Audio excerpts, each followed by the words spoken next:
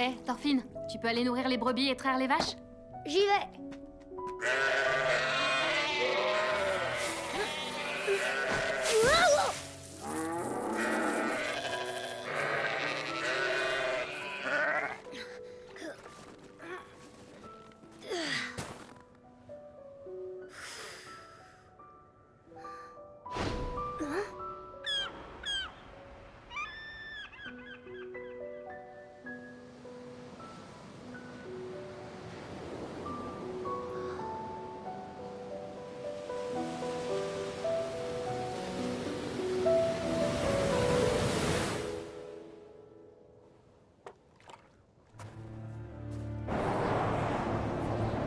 Nous avions quitté le Markland et on se dirigeait maintenant vers le sud. Il existe une terre encore plus fertile. Voilà ce que nous soufflaient les vents.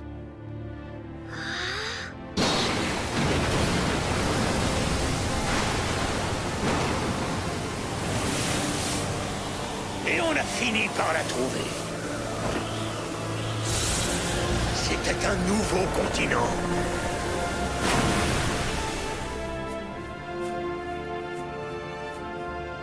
Des prairies vertes à perte de vue, des fruits délicieux, le paradis sur Terre. J'ai eu envie de lui donner un nom.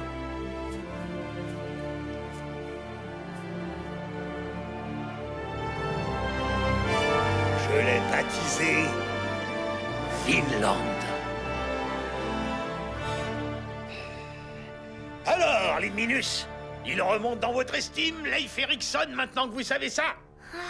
Elle est géniale, ton histoire! Et après, vous avez fait quoi? T'as rencontré des gens? C'est chaud? C'est plus grand que l'Islande, là-bas? Bien plus grand, et il fait beaucoup plus chaud qu'ici. C'est pour ça que l'herbe et les arbres poussent bien. On a aussi rencontré les gens qui vivaient là-bas, les autochtones. On ne se comprenait pas, bien sûr, mais on est vite devenus amis. Cette coiffe en plumes et cette pipe-là, ce sont des cadeaux qu'ils m'ont faits. Regardez, vous la voyez bien? Seuls les vrais guerriers sont autorisés à la porter. Approchez-vous pour l'admirer. Elle est magnifique. Des couleurs aussi belles! Eh ben alors, il est tard, les enfants ne sont pas encore couchés. Désolée, Thors. Je voulais qu'il reste écouter les récits de Leif, mais ça a duré. Les vrais guerriers, hein? T'es trop fort, est-ce que je peux les toucher? Vas-y, Thorfinn, t'es un bon petit gars. Ça te dirait d'embarquer sur mon navire quand tu seras grand? Et pourquoi pas maintenant? Maintenant, eh ben... Mais Leif, il y a un truc que je comprends pas. Parce que mon grand-père, ce qu'il m'a expliqué, c'est que le Jormungand qui vit dans les mers de l'Ouest, il dévore tous les bateaux qui s'aventurent trop loin. Et derrière lui, il n'y a plus rien. C'est le vide total. Et il a tout à fait raison. Ça y est, tu comprends mieux pourquoi je suis extraordinaire. Ça monte au cerveau. Tu vois que je suis un vrai guerrier, n'est-ce pas? Mais t'es pas un guerrier, Leif, qu'est-ce que tu racontes? Hein? Ma parole, t'es un cas désespéré, toi. Les guerriers n'ont pas que leur champ de bataille. Ils se battent aussi sur les océans et les vagues sont des adversaires redoutables. J'en étais sûre. T'as vu? Quoi donc? Que t'es juste un enfant avec une moustache qui se raconte des histoires. Tu pars à l'aventure, mais tu sers à rien sur un champ de bataille. Vous répétez ce que vous avez entendu. Toi, tu me crois, Thorfinn, hein?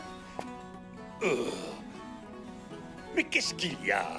Tu ne veux pas croire aux histoires d'un vieil aventurier parce qu'il ne sait pas se battre, c'est ça? C'est que... si mon père dit que t'es un vrai guerrier, moi je te croirais.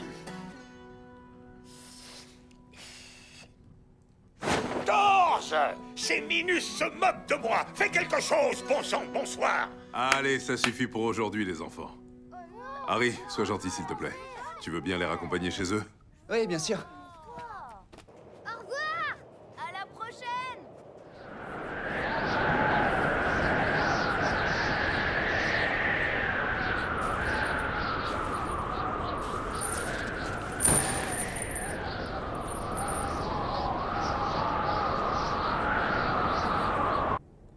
Je vois.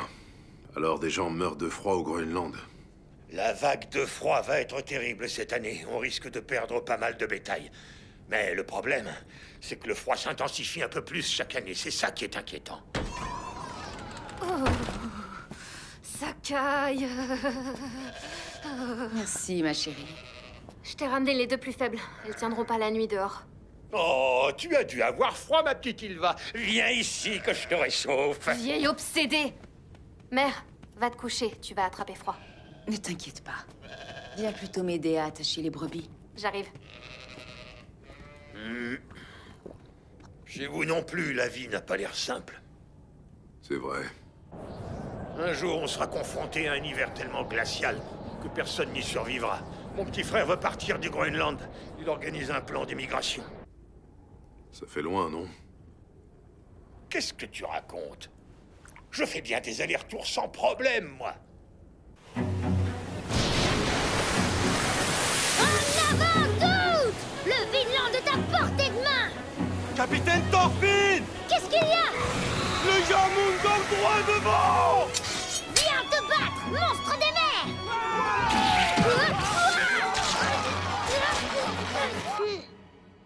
J'étouffe! Il va, retourne dans ton lit, on est trop serré! Oh non, vas-y toi. C'est pas juste, c'est moi qui l'ai chauffé, ce lit, non? Oh. Il va. Ils sont encore en train de parler. T'inquiète pas pour ça, d'accord? S'inquiéter, c'est le boulot des adultes, pas celui des enfants. Allez, viens ici, que je te fasse un gros câlin d'amour.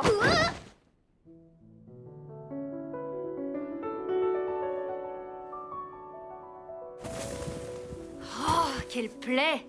Dis donc, père, tu peux pas faire comme tout le monde et acheter un esclave pour faire ça? Maman n'est pas en grande forme et il faut que je l'aide pour tout à la maison. Les autres font comme ils veulent. Ça ne sert à rien de me demander ça tous les ans. T'es vraiment un original.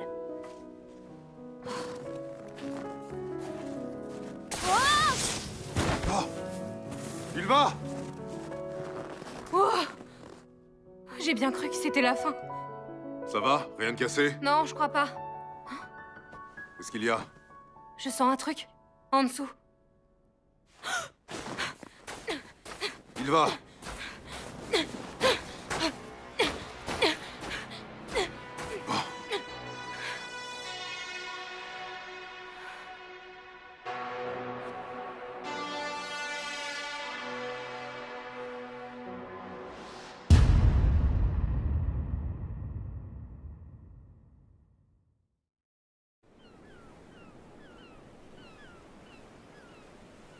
C'était vrai jusqu'où l'histoire que tu nous as racontée hier, grand-père Leif? Comment ça, jusqu'où? Tout est vrai. Alors emmène-moi avec toi sur ton bateau si c'est vrai. Je te croirai si je le vois. Imbécile. Si on croit en quelque chose, on n'a pas besoin de le voir. Et pour monter sur un bateau, t'as qu'à demander à ton père. Hein? Regarde ce beau navire de guerre. Il a servi à plusieurs générations de ton village. Je suis sûr que ton père sera ravi de te le prêter. Père est un vrai radin. Il veut jamais rien me donner. Ton père n'est pas un radin. La mer qui s'étend devant toi est redoutable, Thorfinn. Je me suis déjà fait piéger par la banquise quand j'étais plus jeune. On venait tout juste de s'installer au Groenland. Je ne m'étais pas méfié du climat. Et on s'est très vite retrouvé à court de nourriture. On suçait de la glace pour tromper notre faim. Notre navire a fini broyé entre deux icebergs. On n'avait plus le choix. Il fallait poursuivre notre route à pied. Un matin, j'ai réalisé qu'il ne restait plus que moi. Mes 6 camarades étaient tous morts.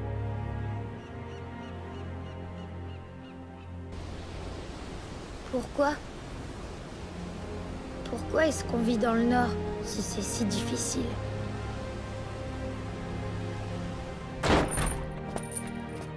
Helga! Fais chauffer de l'eau! Ylva, apporte la fourrure. Oui. Qu'est-il arrivé à ce malheureux? On l'a retrouvé sous la neige.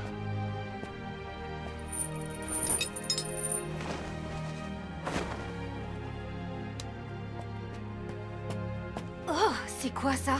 Ça a l'air douloureux. Attise le feu, Ylva. Père, regarde-le. Il n'est pas déjà mort, son corps a l'air pourri. À mon avis, c'est la gangrène. Si ça se trouve, il est contagieux. Il n'est pas du village, en tout cas. Le pauvre. Je me demande ce qu'il faisait dehors en pleine tempête. Ça me paraît plutôt clair. C'est un esclave qui s'est échappé. Et si on l'héberge, on va avoir de sérieux ennuis.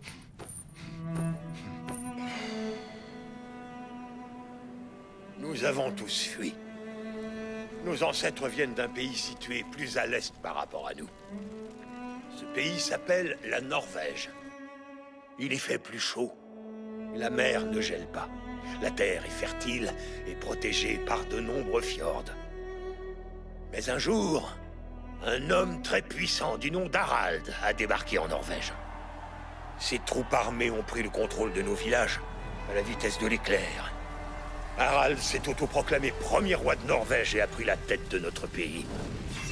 Les Norvégiens ont dû faire un choix difficile. Prêter allégeance à leur nouveau roi ou quitter leur pays. Beaucoup d'entre eux méprisaient la tyrannie imposée par le roi et ont préféré s'exiler pour y échapper. Voilà pourquoi tu vis en Islande, petit. C'est n'importe quoi. T'es qu'un menteur, Leif. Mon père et ses ancêtres n'auraient jamais abandonné leur pays. T'es vraiment trop bête, vieux crouton ambulant.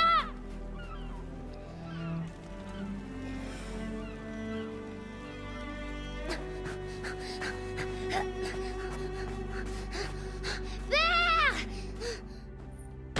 Père, tu sais quoi? Grand-père Leif, tu sais ce qu'il m'a dit sur nos ancêtres?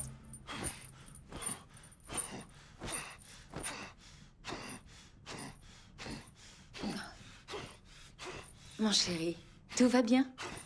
C'est qui ce monsieur? L'esclave de quelqu'un. Un fugitif. Il ressuscite! Hé, allez, comment tu t'appelles? J'ai froid. Le feu. Il va, attise le feu. Oui, oui. D'où tu viens? Depuis quand es-tu dans notre village? Je vais être renvoyé là-bas. Dans la maison de maître Halfdan. Halfdan? Il vient carrément de l'autre côté de la montagne! S'il vous plaît, ne me ramenez pas. Je ne veux plus. Mais je n'ai nulle part où me réfugier.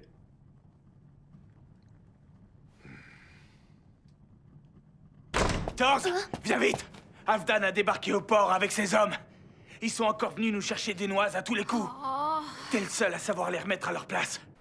Ils parlaient d'un esclave et ils ont accosté sans permission. Leif essaye de calmer le jeu, mais les jeunes ne vont pas tarder à craquer, c'est sûr. Je t'en prie, viens avec moi.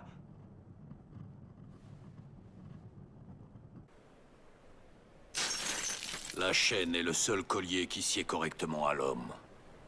Je ne vous parle pas d'une chaîne en or ou en argent, mais d'une chaîne en fer. Quand je vois un homme avec une chaîne autour du cou, ça me le rend tout de suite plus supportable. Ça ne vous fait pas cet effet?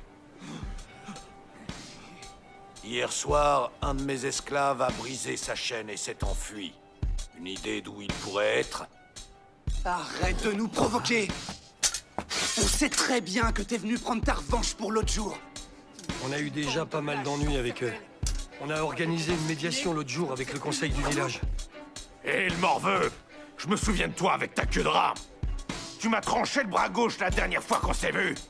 Tu oses la ramener? Enfoiré, je te rappelle que t'as fauché le pied de mon frère! Arrête, Harry! Qu'est-ce qui te prend? Tu es fou? Mon frère ne marchera plus jamais à cause de lui! Je vais lui trancher les deux jambes! Amène-toi! Qu'est-ce que t'attends? J'en ai rien à foutre des conseils du village et de la loi!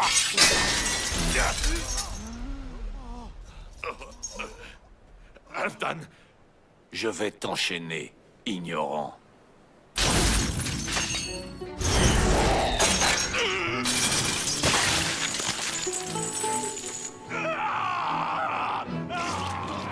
Je n'ai aucune tolérance pour ceux qui méprisent la loi. La loi est une chaîne. La vermine dans ton genre doit s'y soumettre si on veut en tirer un soupçon d'humanité. N'oublie jamais cela.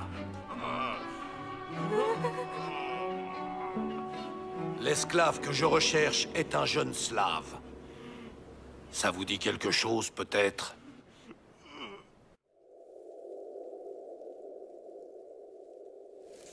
Mais où suis-je?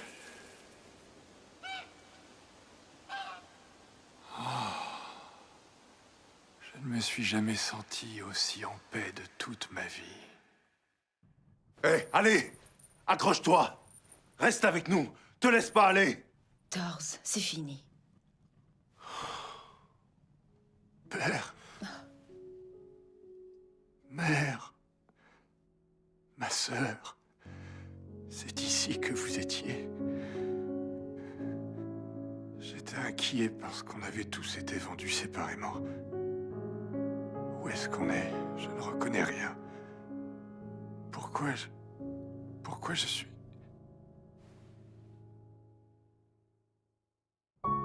Très loin à l'ouest d'ici, par-delà les océans, il existe une terre qu'on appelle le Vinland.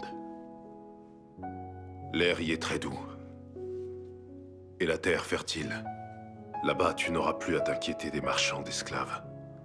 Ou des guerres. Qu'en dis-tu? Voudrais-tu qu'on t'emmène avec nous? Vivre là-bas? Le Vinland. Alors... cet endroit... s'appelle le Vinland.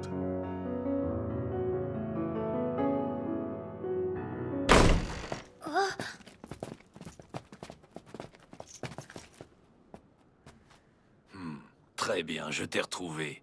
Excuse-moi pour le dérangement, Torz. Cet esclave m'appartient officiellement. Et je suis venu le récupérer. Mais père... Thorfinn, viens. Halfdan! Pardon. Alors, tu vois, on te le cachait pas du tout. Ton esclave était sur le point de mourir et on te le maintenait en vie gentiment. Halfdan, s'il te plaît, combien t'a-t-il coûté? Père, enfin! Ce ne sont pas des questions à poser à Halfdan. 2 brebis. 2 jeunes brebis. Je t'en offre 3. Je te le rachète. Qu'en penses-tu, Halfdan? Non, je le reprends avec moi. Il sera torturé devant les autres pour l'exemple. C'est la règle. Et si je t'en offrais 4? Hé, t'as pas entendu ce qu'Halfdan vient de te dire? Tu te Tais-toi. Tu doublerais ton offre? Je le ferai. Tu aurais 8 brebis de moins de 3 ans.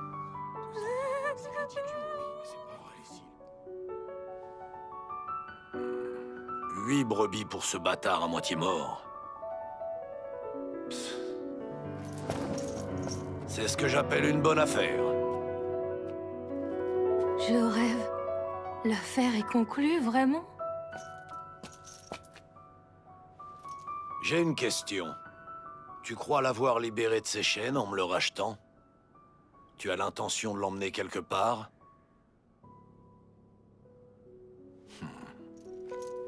Je vais choisir les brebis moi-même, ne te dérange pas.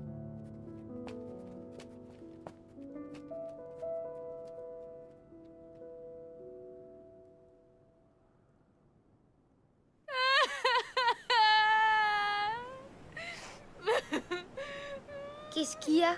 T'es triste, il va? Bien sûr que je suis triste! Il nous a coûté 8 brebis et il est mort juste après! Papa, t'as fait n'importe quoi! On n'a pas idée d'être un original pareil! Père? Nous aussi, on a dû fuir. C'est Leif qui m'a raconté.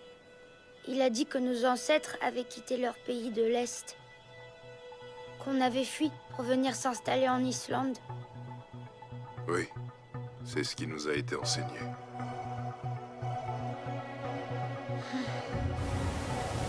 Mais alors...